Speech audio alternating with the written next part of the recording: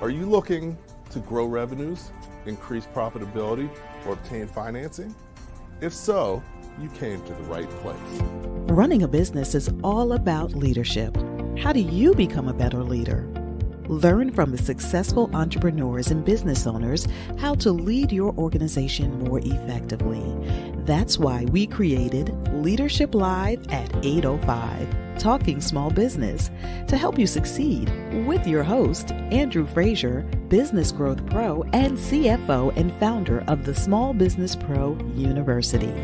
Every Tuesday evening at 8 p.m. Eastern, we're joined by experienced entrepreneurs and business owners who share their secrets to success via Livestream. Also, every Friday morning, we release a new podcast episode. Either way, you will learn about developing your business leadership skills from our roster of highly performing guest experts. Leadership Live is one of the many valuable resources provided through the Small Business Pro University, empowering business owners to learn, profit, and grow. Find out more at sbpro.u.com.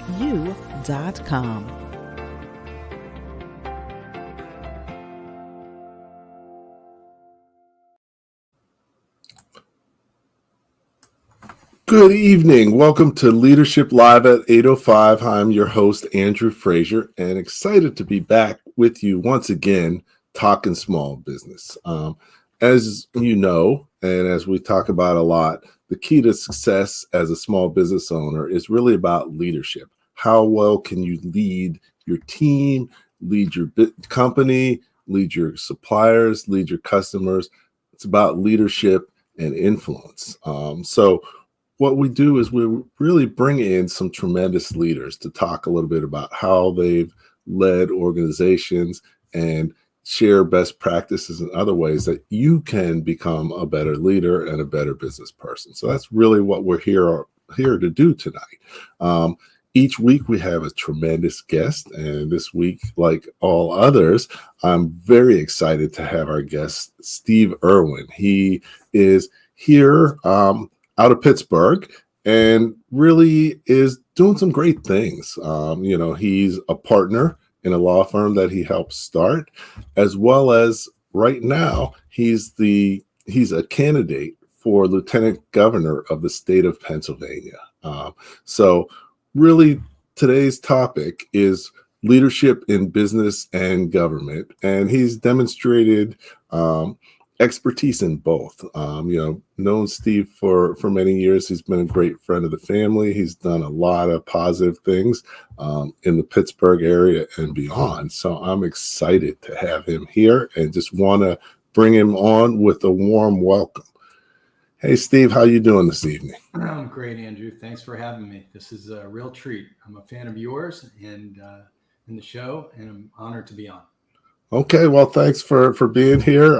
It's exciting. I know you're a busy guy, and you're willing to spend your evening with us and share some of your expertise and knowledge with entrepreneurs and business owners. So, definitely appreciate that and excited about that. Sure, absolutely. It's by people like you and I who've shared our experiences with others that are coming after us that it's that kind of thing that's helped me to be where I am today. So I'm really thrilled to do that. Okay. Yeah, no, definitely, giving back. A lot of people pour into us, and it's important to pour into them as well. Nobody makes it alone. And, definitely the more experience and expertise you have to learn from, the better. Tonight, we're really going to talk about some important things. But a couple of them are really about leadership in business, but not just that, leadership in government. And many people don't make the connection between business and government. So we really want to talk about kind of what that connection is, what it should be. As a business owner, how should you interact with government and what's important to know about government? So before we do that, I just want you to tell us a little bit about your journey. You've done a lot of things. You've been a lot of places. Take a few minutes to just say, who you are, how you got where you are, and, what you learned along the way. Sure.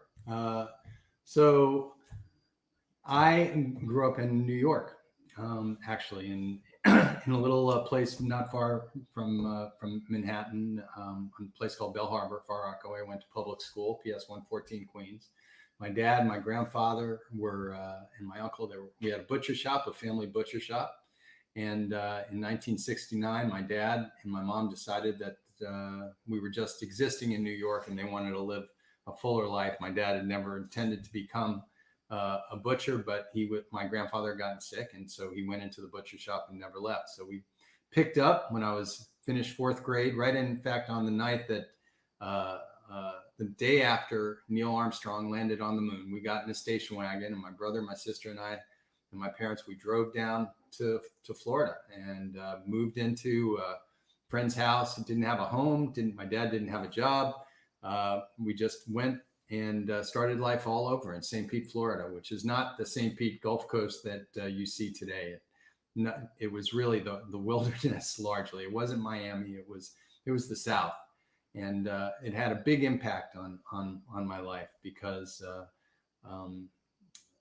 in so many ways, and we can talk about it, but in New York, where I was really largely in the majority in my neighborhood, most kids were Jewish, probably around 75%, 20% were probably Catholic, and the rest were probably, Puerto Rican. And we went to Florida, where I was really one of the only Jewish kids. And when people found out that I was Jewish, we really became the object of ostracism and attacks and a lot of anti-Semitism, people trying to proselytize me. And it really gave me an identity and the opportunity for leadership. Even though I went to a public school in Florida, I came home at first Christmas with a copy of the New Testament. And separation of church and state was something they somehow missed out on down there. And when I brought it home, my parents asked me where I got the New Testament. I said at school. They went and say, what are we doing about this? And they said, well, we'll just have Stephen go to each class and tell them about his traditions. And that started my public speaking engagements in fifth grade and hasn't stopped since.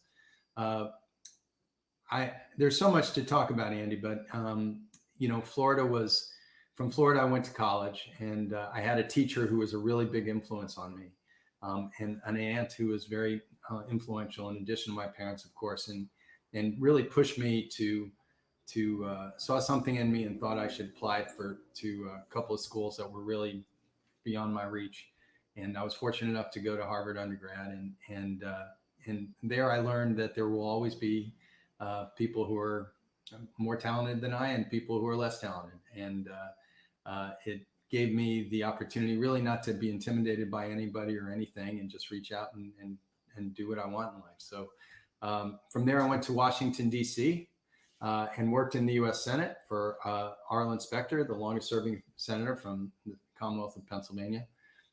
He was a Republican. I was a Democrat, but he didn't care what your party was. He wanted hardworking, smart young folks on his staff who were willing to work for close to nothing, and have just in exchange for that, have the most incredible, really experiences and much too much responsibility for someone at the age of 22. I stayed there for 5 years, met a woman on staff from Squirrel Hill, which is a neighborhood that's become, unfortunately, very famous in our country because of the attacks at the Tree of Life Synagogue, where I was actually a member and the cantor at Tree of Life for 3 years. I wasn't at the time when the attacks happened, but came to Squirrel Hill, had my family. I have three children, and in fact, today's my youngest daughter's 17th birthday, and it's my dad's 90th birthday. So I'm celebrating it by being on your show, Andy. So it's great. And then I came here, and actually Arlen Specter was paying lawyers twice as much as he was paying the non-lawyers, and he really insisted I go to law school. And so I went to Georgetown. I was able to do both, work my way through law school in the U.S. Senate and go to Georgetown for law school. And that was just an incredible experience, being in class during the day, studying the law, and then shuttling back and forth. Georgetown is right around the corner from the U.S. Senate. And I'd sit on the floor as his floor monitor, and it just was an incredible, to be able to listen to Robert Byrd and Dale Bumpers and other great senators really pontificate on the floor on the things that I was studying in law school was really a special experience. Afterward, I came to Pittsburgh because I got a clerkship, with a judge, one of the great judges in our history, frankly, Joseph F. Wise, who the courthouse in Pittsburgh is named for. It's in the federal courthouse there. He's a judge on the U.S. Court of Appeals, was a judge on the U.S. Court of Appeals for the Third Circuit, the second highest federal court in the country. And we ended up having a baby, my first child, Jillian, who's today a physician on the North Carolina-Georgia border in a small Appalachian town, and never left because Pittsburgh really grew on me. It became an incredible place to develop as a professional, as a lawyer. It's a community that is really extraordinary because of its history as being a very integral part of the Industrial Revolution, and the foundation money that's here to support what we try to do makes us a laboratory for the world. And then, we could go from there, but I sort of did the law thing, and then got involved in politics as opposed to policy, which I was doing for Senator Specter. And through politics, I met a whole bunch of people. Even though I didn't grow up here, I met people in from every walk of life, from every neighborhood, all over the state. And it really gave me opportunities through appointments by people who were elected to serve. And I've always lived my life being able to balance serving in government, civic appointments, plus work in the nonprofit community, which has been extremely rewarding. And I'd love to talk about that. And then it's even opened up doors for business, and now here I find myself running for Lieutenant Governor of the Commonwealth. So, okay, no, that's a great journey, and actually, I've learned a lot of things from you from this. So this is great. Some things that I didn't even know, but it's interesting because you started in New York and ended up in Pittsburgh. And I started in Pittsburgh and ended up in the New York metro area. And, you went to Harvard, which was right down the street from MIT where I went. And I don't know if you were familiar with, they had a joke about Harvard and MIT students. You probably remember Central Square was halfway in between. And, they had like a little, market. And there was a student in there, and they went to buy some milk, and the milk was 96 cents. So they put, the student put 90 cents on the table, and the clerk was like, well, either it's a Harvard student who can't count or MIT student who can't read. So, well, I read and count. Yeah, I've learned to count since. So yeah, so of course, but always interesting. So it's great to have you here on the show. Really look forward to getting into some great discussion. We've got people on joining us live, and if you're live, welcome. Glad that you're joining us this evening. Please feel free to ask any questions, type them in. We'll try and get to them. Or if you have comments or whatever, feel free to. That's really what we're here for, is to, share with you this evening. So definitely want you to do that. Before we get started, just want to take a sec. The show is produced through the Small Business Pro University. So it's probably good to know a little bit about what the Small Business Pro University is. So we're just going to take a quick minute and do that. And then I'll be back talking to Steve about small business. Catch you in a minute. Do you own your business, or does it own you? Is your business growing, and are you making enough money? As a business owner, there are so many things you need to know to become more successful. Hello, my name is Andrew Frazier, the Business Growth Pro and CFO. I created the Small Business Pro University for you. Small Business Pro University has self-paced, dynamic, multimedia learning experiences created by more than 20 instructors who are business owners just like you. Small Business Pro University will empower you to become a masterpreneur by learning the secrets to creating a successful enterprise, to go from working in your business to working on your business. Take advantage of our strategic coaching program, or just simply choose the courses that you need at www.sbprou.com. We will empower you to thrive and not just survive, and make more money in any business environment. Welcome back to Leadership Live at 8:05. I'm here with Steve Irwin talking small business. Steve, you mentioned earlier that working in government really gave you an opportunity to meet all kinds of people. And, one of the things we always say is, it's about relationships. Business is about relationships. Success in business is about relationships. So, I think that probably helped to set you up in a good way to being involved in starting the law firm. So can you talk a little bit about how you shifted from government to business and how these relationships were helpful in that? Sure. So one of the rules that I made for myself when I was working in downtown Pittsburgh was that I would park as far away from the office as I possibly could, because then I knew I had to walk across town. I had to walk in front of the courthouse. I had to walk in front of the city county building, walk through an office building, see people along the way, let them know that I was there, and meet people along the way and have conversations that I wouldn't otherwise have had. I made sure that I went out to lunch and went to places where there were other folks, where I would meet different people that could teach me things that I didn't know about a community that I didn't grow up in.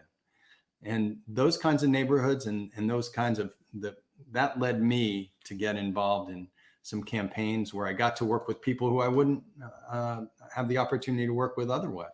Got my hands dirty, knocking on doors, putting signs up, working on policy, asking people for money, doing the kinds of things, and having conversations about things that mattered in their lives in a way that it really gave me an insight that I just would not have into my neighbors, into my community, and otherwise. One of the things that was really influential for me was Big Brothers Big Sisters. When I was 11 or 12 years old, I played in a band called Solomon and the Wise Guys, which had a radio show every Sunday morning called Music to Eat Bagels By. And the guys in the band, there were 6 of us. We were all teenagers, but I was 12 and they were 16 and 17. And each of them was a real influence in my life in a very big way. And they were really like big brothers to me and mentors to me.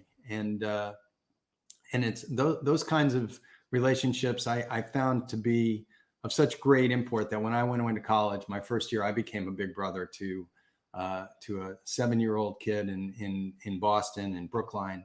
And he's 47 years old, very successful. He's done really well. Lived with his grandmother, slept on the floor of her 1-bedroom apartment, and I, having seen those relationships and the benefit of mentoring and that sort of thing, when I came to Pittsburgh, I naturally continued getting involved with Big Brothers and Big Sisters. Got involved in their fundraiser Bowl for Kids, which I was able to take from a $60,000 event to over $200,000 event. And the way I did that, frankly, was from people I met who were mentors to me and how to do fundraising.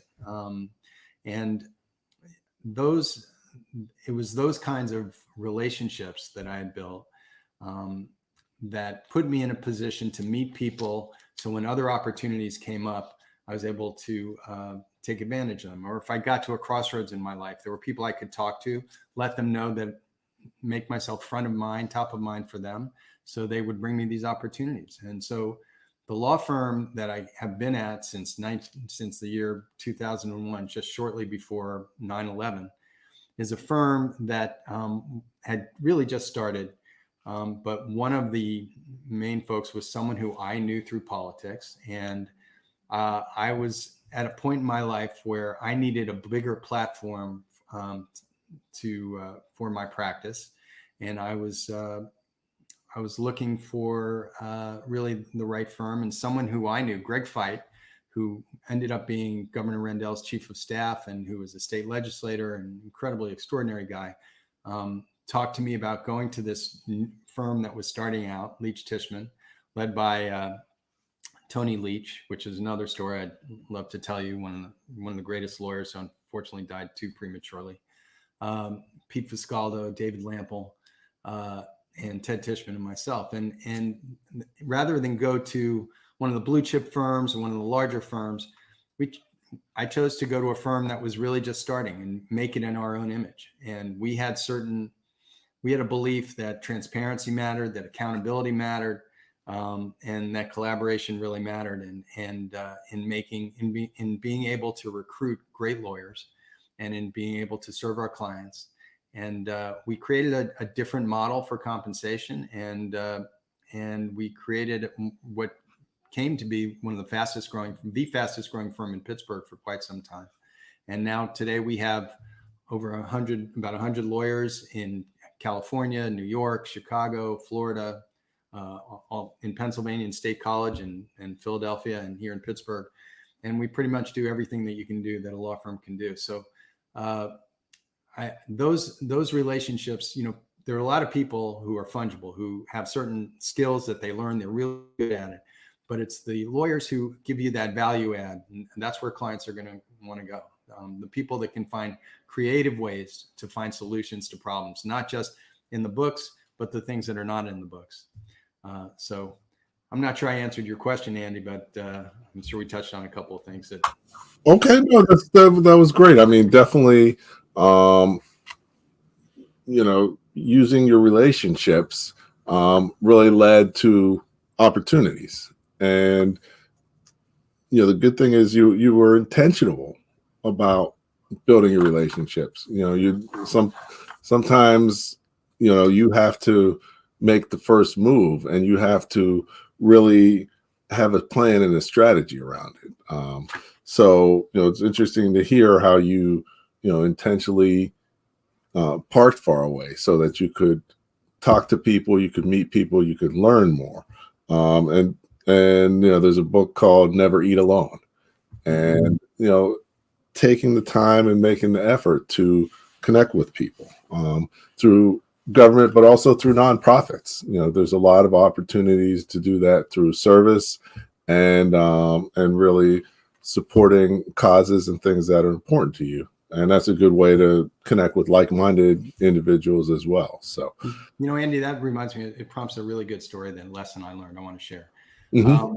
So one of my mentors in law early on was a guy named Chuck Cohen, who started Cohen & Grigsby, one of the great firms. Now Cohen & Grigsby, Denton's Cohen & Grigsby. Chuck was, probably one of the greatest business lawyers of his generation. Was at Reed Smith, left Reed Smith to start Cohen & Grigsby. And he said to me, because he knew my penchant for wanting to get involved in the community, that it's not how many things you do, but it's what you do and doing with real depth. Because when you're in these nonprofit situations, even though, we do these things because we love doing it. And it's just, look, we were in Interact or the Key Club or Kiwanis, whatever it is, when you're in high school, student council, it's just what you do. There's some of us who just tend to get involved in these things. You just don't know how to say no. And he said, there are going to be people on these boards, and this is going to be the only opportunity that they're going to get to see you get things done. Your ability to be creative, your ability to execute, your ability to plan, your ability to lead. So when you take a position on one of these boards, don't be just a flower in a flower pot. You got to take advantage of that opportunity, because people are going to look at you and the other people on the board who are business people, and they're going to say, when they have problems, wow, that's somebody I'd like to have work for me, and I can pay that person to come and do what they do here for me. And that really is a great way that I was able to build my book of business, was by making sure that the boards that I got involved with were ones that I just wasn't a member of the board, but I was able to put myself in a position to have leadership opportunities in those on those boards.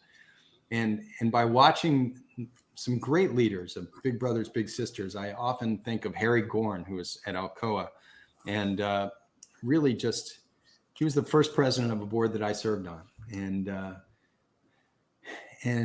I asked his advice on how do you get over how do you get things done, and he told me, you've got to focus not on the people and the personalities, but on the problems, on the issues, and don't let that divide you. Look at the issue, focus on the issue. And that's something that we really could learn today in government as well. And it would help us move the ball much farther than we've moved it of late. Okay. No, that's great. I mean, One thing, always tell people is, especially in small business, you are your brand. So you have to always be on, and people are always evaluating you and thinking about you in conjunction with your business. So, if you're doing great things, that translates to your business. But if you're not doing great things, that also translates to your business. So, being able to, be visible and deliver is great. Definitely as African American, and especially in corporate America, you stand out. So that can be a great thing, because if you're doing good things, everybody knows you're doing good things. If you're not doing good things, everybody knows you're not doing. Yeah. So, and you're right. You told me before we started this hour was going to go quick, and I think I've got to tell another story. Okay. and because you prompted it, well, as you were just speaking, Mm-hmm. I want to talk about intentionality. And I don't think I've admitted this to a lot of folks, but and it's close to home, frankly, for me and for you. I came from Washington, D.C. where my wife's doctor was Black. The office manager in Senator Specter's office was African American. I just had a lot of African American colleagues, friends, supervisors, and otherwise. It was just the way of the world. It wasn't something I really thought twice about until I came to Pittsburgh in 1986. And I've lived in Pittsburgh longer than anywhere else in my life, and there's no place else I'd rather live, frankly. But I can tell you that I almost turned around and went back, because early on I'd be at parties and 20-something-year-old kids and 30 young adult, young professionals, and the kinds of things and backwards thinking that I was thinking about, and it was so exclusionary, and the kinds of just comments, the segregated nature of our community really struck me, and through a person named Karen Shapiro, who was married to David Shapiro of Giant Eagle, who was very involved in something called the Black Jewish Dialogue in Pittsburgh, because Blacks and Jews were having some tensions because of things that Louis Farrakhan had said. We were working to develop a dialogue and bridge that community, because historically the communities had been very, very close. And this was a chance for me to try to understand why Pittsburgh was in that way, in many ways, more divided, segregated than, frankly, even where I grew up in Florida. I made friends. I made friends who were African American in our community, and I was very intentional about it. And one of my earliest and best friends in our community is your brother Evan. And we found a way to do things together for the last 30 years. And we were in Leadership Pittsburgh together. We've done other things. I mean, and I purposely, because I had to, you remember, Pittsburgh was much more than it is today.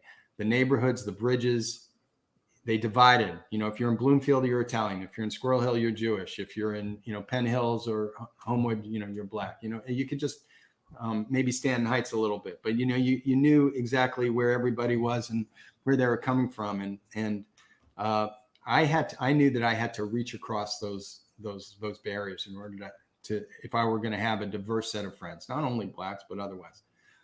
I did that for a long time. And I tried to make sure that those opportunities for that the boards I was on had representation from all different segments of our community. And what I never thought about was that it was actually going to help my business, that I was actually developing relationships that were going to bring me business that no one else was looking for. And it really has. And today, my wife and I own with another couple, Jamie and Robert Rankin, the only majority women-owned golf course in Pennsylvania, and one of only 10 in the country that has at least 50% Black ownership.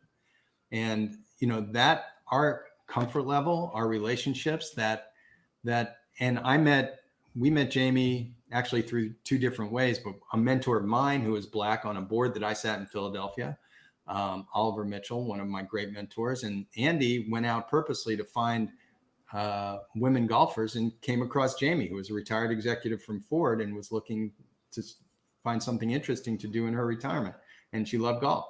We've come together and created a really special place where now African-American professionals and business people have a place where they can develop the kind of relationships that they need with their customers, with their vendors, with their colleagues, whether black or white or otherwise.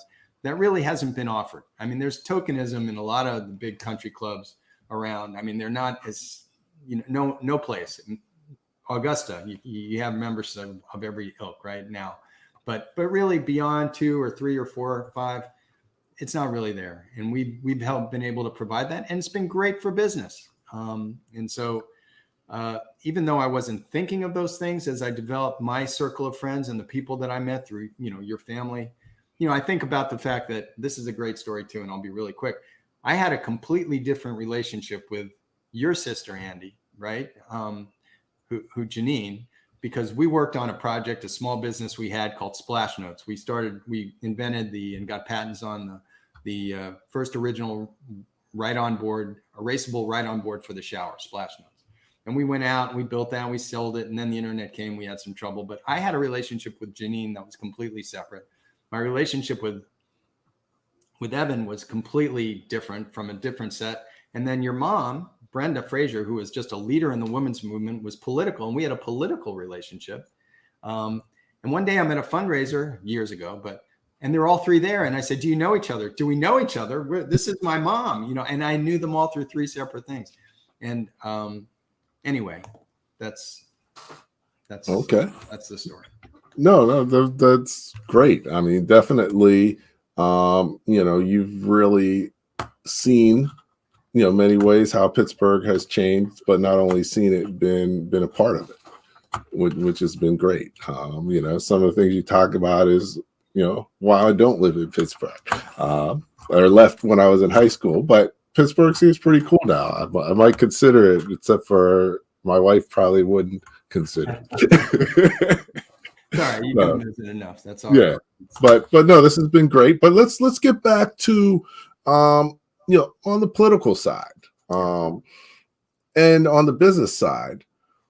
What would you say to business owners about politics, and should they invest their time in politics? Where and how? How does this affect businesses? Because it does, but many business owners, including me, kind of try and stay out of politics. And, is that a problem, or what should we be doing, or what should we be thinking about? Well, you can stay out of politics, but politics won't stay out of you. I mean, that's for sure. Government taxes you. Government determines whether your zoning for your business, whether you can put a commercial property or a residential property there. Government can provide incentives, grants.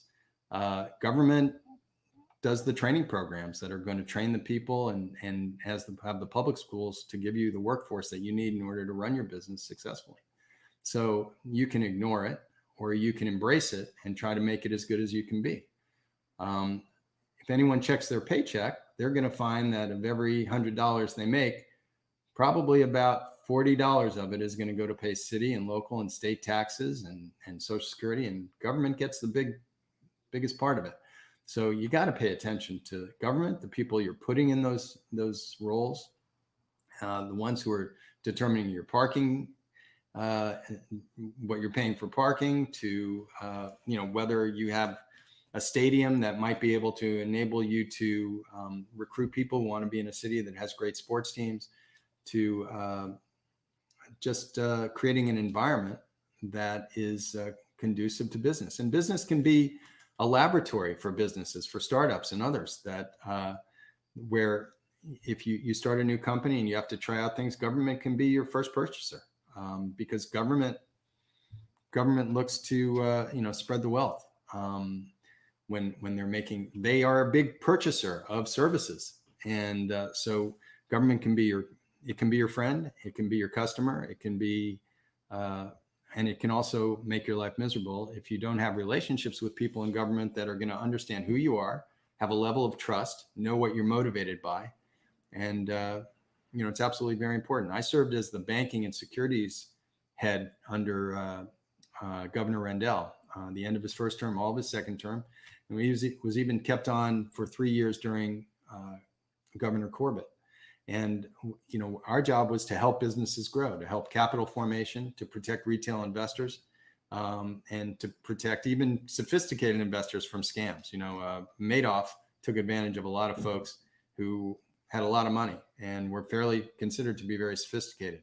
Government goes out to protect you from those kind of folks. It has the resources to do those kinds of things and isolate those people from society so you're not a victim. So I think government's absolutely really, really important. And every level of government has a different function. And so, if you believe that you're fighting, dumping of goods like Senator Specter did, and you're fighting that, the U.S. Senate's maybe in the best position to do that. If you believe we're at war with China over trade or other things like that, that's the federal government is the only one that's going to be able to fight that. That's not something you're going to be able to do as a small business person, or even a big business person. But you can aggregate those people and like-minded, have similar situations, and help inform what your elected officials, the positions they take, how they spend their time, where they focus, where they can make a big difference. People know Bill Coyne was a congressman from here for a long time, very quiet person. One of the Capitol Hill rags called him one of the 3 most anonymous Congress people in the entire Congress of 435 people. But he was elected and reelected again and again because he was on the Ways and Means Committee, which really determined tax policy and tax structure. And people knew that the kinds of things that he was able to impact really made a dramatic impact on their businesses and their success. So don't you ignore government at your peril. Okay. No, that's good to know. Definitely government has saved a lot of businesses during the pandemic. I'd have to say I've been impressed with, how they moved quickly and, got money in the hands of people who needed it. I guess the hard part with government is, this country is so diverse and so different that, the government has to be impartial, but different places need different solutions. So it's not a one size fits all solution, but overall, I think they erred in doing more than they had to do rather than less. And, that made sure that everybody at least was got what they needed within reason. So definitely that's been positive. So, Yep. You've seen a lot of great leaders, you've been a leader.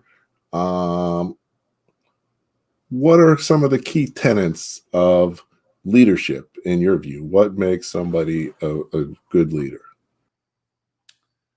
Well, I think obviously a good leader needs to be able to delegate. But a good leader is somebody who's not afraid to get their hands dirty and shows people, through their own service, through their willingness to get down and do the hard work. I think they set a tone.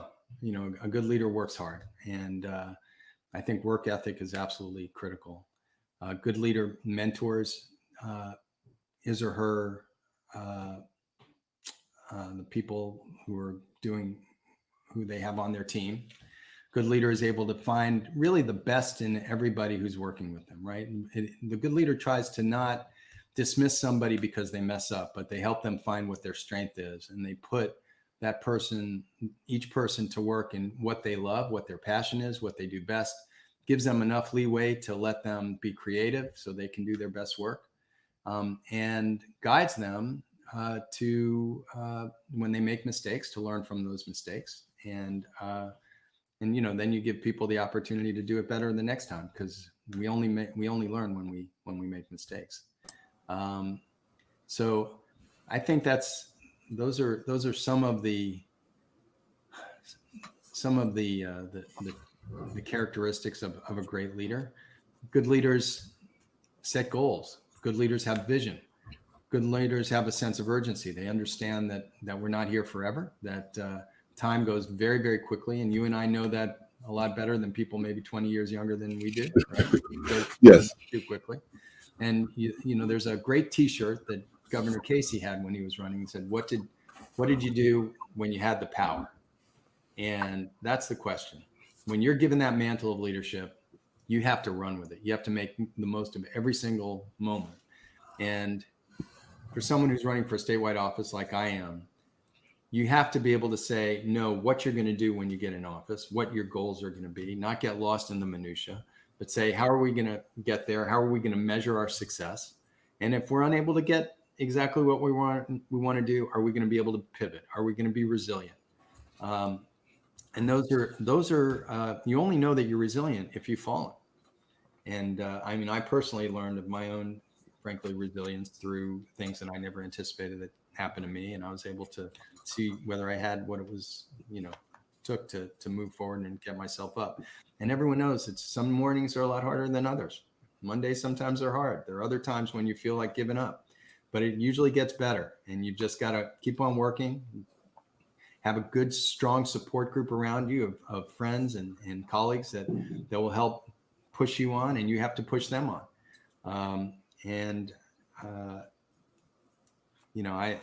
I look at, I think mentorship, it's important. People come to me and say, I want you, will you be my mentor? And I don't really understand that. I think it kind of happens naturally. I think what happens is you find that there's somebody, and when you're with them over time, you find certain things in them that you really want to emulate. And it doesn't have to be one person, because no one's perfect. We all have our failings. I know mine better than anybody else. And so you need to pick and choose what you want to make yourself, to be authentic, to be who you truly are, that really resonates in your own life experience, so that you really have an understanding and can push things forward. It takes, everyone talks about it taking a village. It takes a lot of different people with a lot of different skills. You can't have a football team made up of all halfbacks or all quarterbacks or all wideouts or whatever. You've got to have, or all defense. You've got to have everyone playing different roles. What you want, the Chuck Noll thing was you get the best available athlete. You don't care what they do, and then you put them to work. You certainly want to get all the right people on the bus, and really good people. They'll adapt. I mean, I don't know the answer to every single issue, but I've looked at a certain number of them, and I've tried to come up with what I think to be the answers to those. And the issues change. I mean, who anticipated the pandemic, right?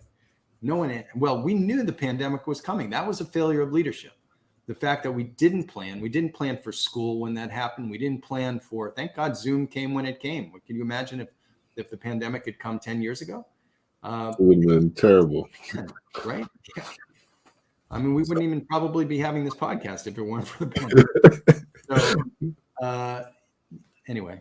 Okay, no, that's great. I mean, you shared a lot of gems, but I wanted to zero in on one specific thing you said, because I think it aligns with, one of the key leadership challenges that many small business owners face. And it's a little bit abstract, so it's hard for them to really understand it. And that's setting the tone.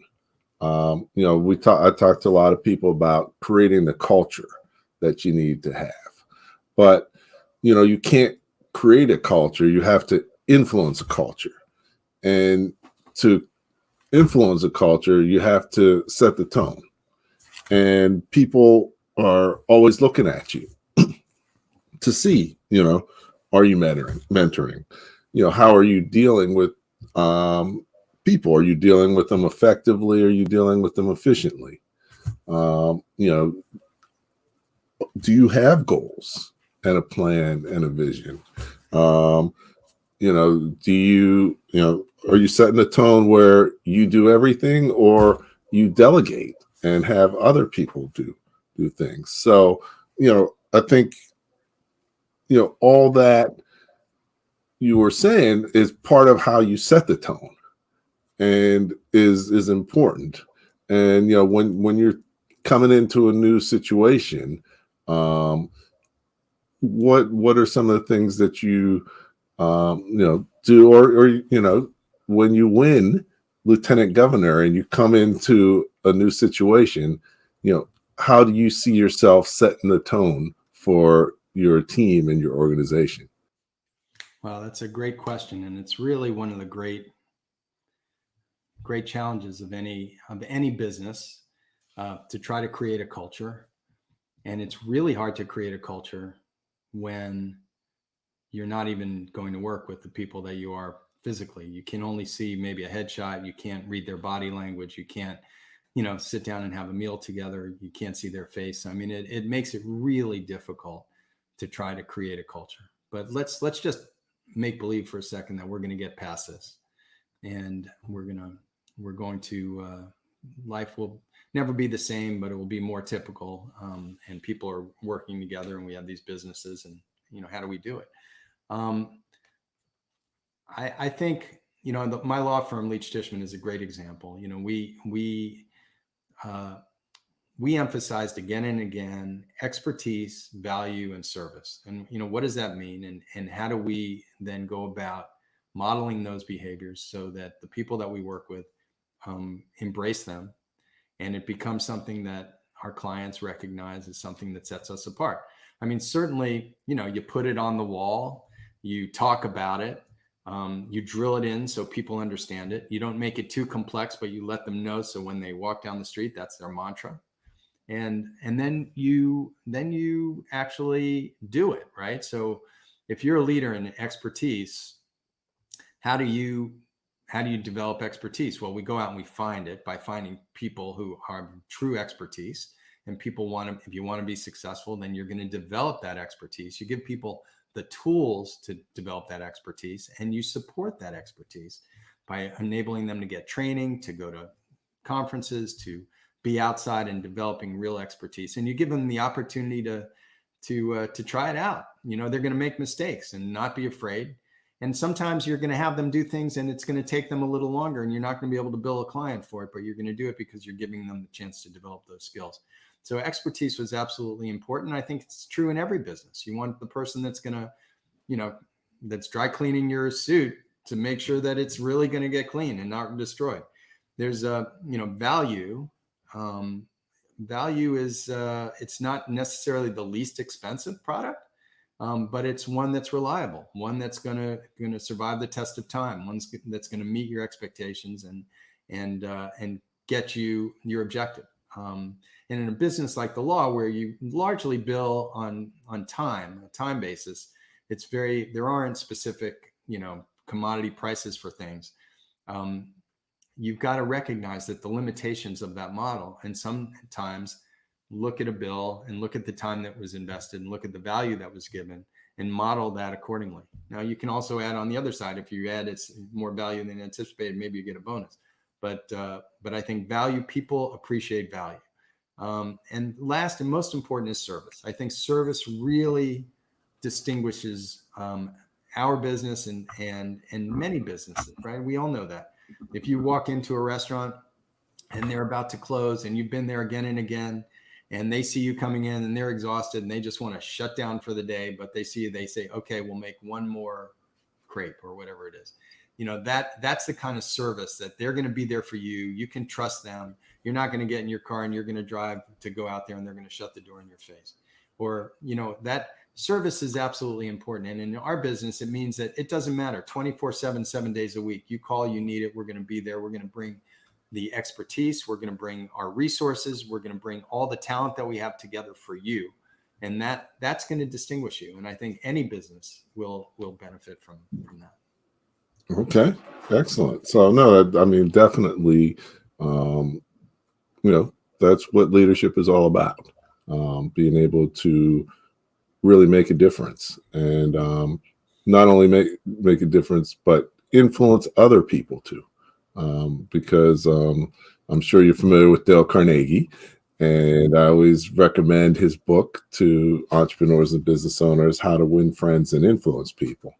And that's really what leadership is all about. And that's what you've been doing, which is tremendous. So 1 hour does go super fast. We're coming up on the time frame, but we got a little bit of time left. So I wanted, just mention a few things, and then also we'll come back to Steve, and he can wrap us up with a few key things that he thinks that would be good for you to take away from this and be able to implement immediately within your business and your life. So, we'll take a couple minutes. Just want to first, even though it's a pandemic, one thing that we're doing is we're actually bringing back the Power Breakfast and Conference live on October 29th. So hopefully if you're in the New Jersey area, you're welcome to come check us out. It's always a great event. And this time we're going to have our featured guest speaker, Dale Caldwell, who's executive director and professor of the Rothman Institute of Entrepreneurship and Innovation at Fairleigh Dickinson University. So, that promises to be a great event. We always supercharge people's day with basically help them to learn best practices, enjoy great networking, and gain useful knowledge. Not only that, we're gonna, I just recently finished my new book, the Masterpreneur Playbook, and that we're going to be making that available. So I'm just going to show you a quick intro to it, and then we'll come back and talk to Steve and see what he wants to leave us with. So this is my most recent. It's not even available yet. Oh, it's not? Okay. The Masterpreneur Playbook. Okay. And really, we talked about is there's 5 steps to growing your business. Yeah. And, really laying out what those steps are, but not only what the steps are, how do you transition through them? And, each stage, you have certain things, there's a certain challenge that you have to overcome. Right. There's a certain goal you have to achieve. Right. There's a certain role you have as a business owner. Right. There's a certain structure that you need to have within your business to support that role and move into the next role. So each step, I lay out what those things are. Wonderful. Because each one of those has a key skill that you have to have as the business owner. You have to evolve and continually learn, or you're going to get stuck. You can only go as far as you're prepared to take.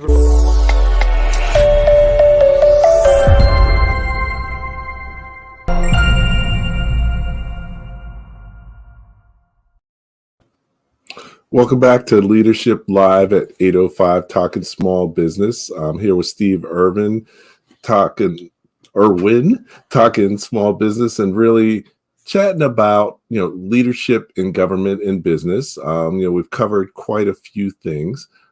Steve's gonna close us out with a few key things that you can take and put to work immediately within your business. But before we do that, we do have a question from Carolyn Green.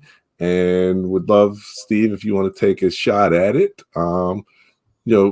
Really, one thing that's going on is the Great Resignations currently taking place, and I guess talking a little bit about helping make sure employees have a life in light of that. So, what is your take on it, and what do you think is the reason, or what can be done about it?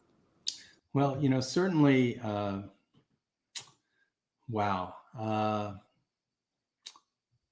I think that, first of all, one of the things that we've kind of lost over the last 2 years is just the notion of vacation, of actually taking time for yourself. And I think it's not only a vacation a couple of times a year, and you should certainly, employers and those who have people working with them for them should totally insist that people take the time to recharge and have a vacation. They shouldn't just continue to go because you only have so much and it's going to catch up with you eventually. But we need to provide for our employees really in an environment like they had at home. Many people had at home, not everybody. And for those who don't have it at home, provide it in the office, where even when they're in the office, it's an environment where they recharge, where there's good snacks, where there's good coffee, where there's exercise opportunities, where there's time to do some yoga. We should really encourage our employees and people we work with and to be kind to themselves. It's really okay to be kind to yourself. For a long time, I kind of missed that point, and I think you've got to do it. And so that's kind of my thought. I think we know now that you don't have to be in the office every day. We don't have to go back to 5 days or 6 days or 7 days a week in the office. What we can do is we can make sure that a couple days people can stay home so they can take care of their parents or their kids or themselves, and have that time. And there's 24 hours in a day. You don't have to do it between 9 and 5 or 8:30 and 6 or whenever your schedule is. So let's give people the flexibility so things are not a struggle when they don't have to be. We don't all have to be getting on the parkway at the same time. So I think we've learned that from the pandemic, and we can take that forward with us. Hope that's a little helpful for you, Carolyn. Okay, great. Carolyn, thanks for your question. Steve, great response. Definitely something important, especially for business people, because it's hard finding good employees all the time, and now it's even hard finding any employees. I was talking to one of my clients about that earlier today, because she has a school and 3 of her teachers left over the last 2 weeks. So it's real. So definitely we have to reevaluate employee-employer relationships. So cool. So excellent question. So Steve, what do you think people should take away from today? And what are some keys that you that are important to you and you found valuable through your experience? Yeah. I think you said it early on, Andy. We can't do this on our own. We can't do it ourselves. The problems that we have in the world are bigger than each of us, and we can only do it if we're strong. We're only as strong as all the links in the chain. So, I think about a couple of days ago was the anniversary of the death of a really special person in my life, and I know you knew her very well as well, Linda Dickerson. For those of you who didn't know Linda was an extraordinary person. She died at 59. She was supposed to die 30 years before. She was confined to a wheelchair from the time that she was a baby. And she had a form of muscular dystrophy that didn't allow her to really use her arms or her legs. And she had to have 24-hour care her whole life. Many people would have given Linda up for just either institutionalized her or just let her kind of exist. Linda didn't have that in her. She had a special drive, passion to help everybody, and she did. She's somebody who chaired the zoo, chaired the ballet, was the CEO at the aviary, had her own business that was very successful, advising nonprofits. She advised. She was a principal person responsible for the passage of the Americans with Disabilities Act. She had relationships with CEOs, with governors. She was a journalist. She was extraordinary, and not only Linda, but there are people in every community, in every family who, and everybody has something special to give. And it's our job. It's all of our jobs, especially business owners and small business owners too, to try to find that special something in each person, that spark that they have, that passion that really distinguishes them from everyone else, and encourage them to pursue that and make the most of it. Because we don't know who's going to find the cure to the next pandemic, the next virus. It could be a kid in Homewood. It could be, a young girl in Huntington, Pennsylvania, or wherever. And we need to give everyone the tools, the mentorship, the tools, the internet access, the education, the healthcare, the things they have, the basis, the foundation, so they can go and create a rewarding life for themselves and have the self-respect and the dignity to then be able to care for others who are less able to care for themselves. And having a job, and a good job, and a rewarding job where people like to go to work and go to a business where they feel as if they're helping people, helping others, being profitable, and being able to take care of themselves is really an important part of this. So business is such an important integral part of creating a society that is just. I'm the chair of the U.S. Civil Rights Commission in Pennsylvania, and there are 2 charges we have, which is to make sure to fight discrimination, civil rights, and to make sure that people have the right to vote. So my last word to you is to please make sure that you vote. It doesn't matter how you vote. If I'm in the election, maybe you should vote for me, but it's more important, seriously, that you vote. and get others to vote, because without that franchise, without having that say, then we're going to lose control of this democracy and the opportunities we have to flourish in business and in our families and elsewhere. So. Okay, perfect. Thank you so much, Steve. Once again, appreciate you having you on the show and all that you've shared this evening. Thank you, Andy. It's really been a pleasure. It's great. Look forward to seeing you back in Pittsburgh again too, with your wife. Bring your wife. She's got to come. It's part of the deal. All right. Well, we'll be there for Thanksgiving. So, so we got it on the calendar. So looking forward to it. Definitely wish you much success in what you're doing, and know you're going to do some great things for the state, people around the state. So thanks again. Hang out for a sec, and, just going to close out the show. So, first off, I just want to thank everybody for tuning in. It's always great to have you tune in. If you're not tuning in live, many people, depending on your schedule, you may tune in and check it out over the next few days, and that's fine too. We had a great guest, Steve Irwin. Looking forward to next week's show as well. And at the end of the day, in business and in life, the more you know, the faster you grow, and that's what it's all about. Create. Okay, so take care. Have a great week, and look forward to seeing you next Tuesday evening. Thank you for listening to Leadership Live at 8:05, Talking Small Business. Subscribe to our YouTube channel and to the podcast on your favorite podcast platform. Leadership Live is one of the many valuable resources provided through the Small Business Pro University, empowering business owners to learn, profit, and grow. Find out more at sbpro.u.com.